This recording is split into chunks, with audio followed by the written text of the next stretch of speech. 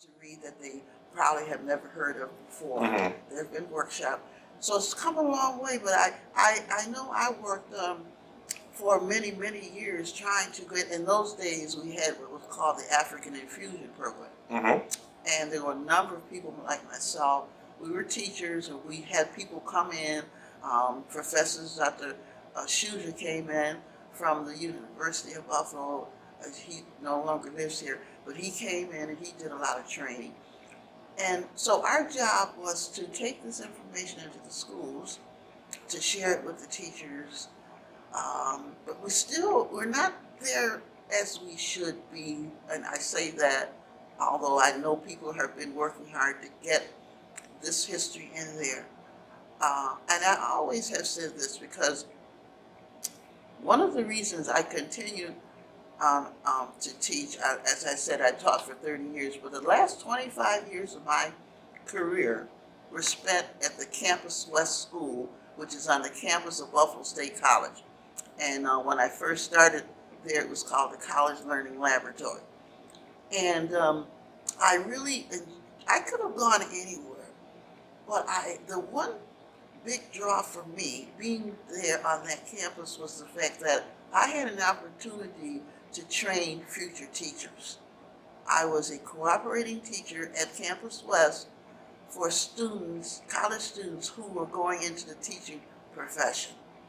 So I had an opportunity to give them information, to tell them what books to read, so they would learn more because they were not getting it in their program. Mhm. So, and I didn't get it. I never will forget. I got to tell you this story. I had a student teacher who was teaching a lesson.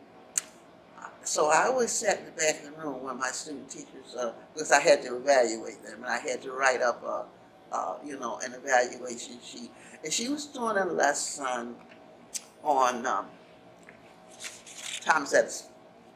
And we all know that we were taught that Thomas Edison invented the light bulb. So she's going on and on. So after the lesson was over, I always sat down and had a discussion with the students about the lesson, telling them how they could improve and so on. So I said to her, now, the lesson was pretty good, but you're going to have to do it again. She said, what do you mean, Miss Doyle, I have to do it again? I says, you left somebody out when you were doing the lesson on Thomas Edison. I said, one of the problems that Thomas Edison had when he was trying to invent the light bulb, every time he tried to light the bulb, it would go off. And he did this a number of times.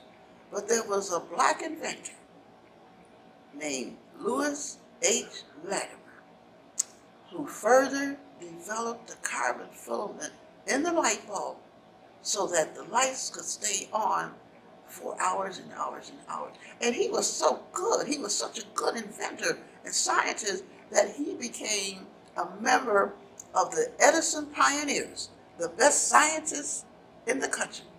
He was the only black scientist to become a member. And he went on to help, actually, to light the city of New York. And his whole story really was not in the curriculum.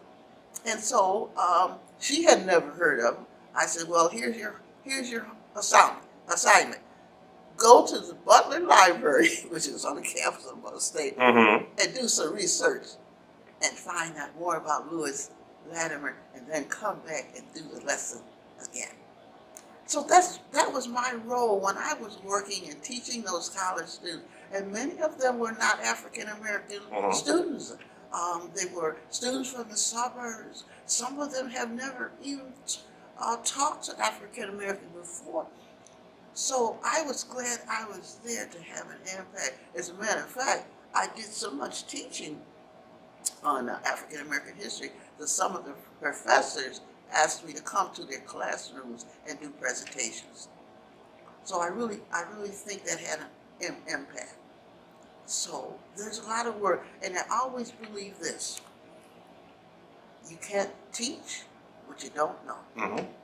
And that is not only African American history, math, science, social studies, language arts. You got to know, if you're going to be a teacher, if you're going to be an educator, you have to know your subject matter. Students are smart. You can't stand up in the classroom and fake it. You can't do it. They'll catch on to you. You better be able to answer their questions. Therefore, you must be prepared. You know,